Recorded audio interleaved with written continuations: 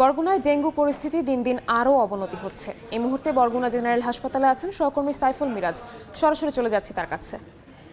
সংখ্যা কোনোভাবেই নিয়ন্ত্রণে আসছে না। গত ২৪ ঘন্টায় জেলায় নতুন করে আরো ৮৩ জন ডেঙ্গুতে আক্রান্ত হয়েছেন এবং এই ৮৩ জনের মধ্যে বরগুনা সদরে উপজেলায় আক্রান্ত হয়েছেন ৭৮ জন এবং পাথরঘাটা উপজেলায় আক্রান্ত হয়েছেন নতুন করে আরো ৫ জন। এ নিয়ে কিন্তু জেলায় মোট ডেঙ্গু আক্রান্তের সংখ্যা ১,২৮৮ জনে পৌঁছেছে।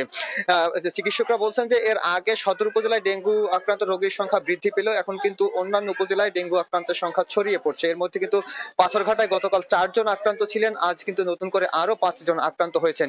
এ নিয়ে কিন্তু চিন্তিত হয়ে পড়েছে স্বাস্থ্য বিভাগ। তারা বলছেন এমনিতেই সদর উপজেলার রোগীর চাপ সামলাতে হিমশিম অবস্থা। এই অবস্থায় যদি অন্যান্য উপজেলায় ডেঙ্গুর আক্রান্ত রোগীর সংখ্যা বৃদ্ধি পায় তাহলে কিন্তু কোনোভাবেই এমন পরিস্থিতি আর নিয়ন্ত্রণ করা সম্ভব হবে না।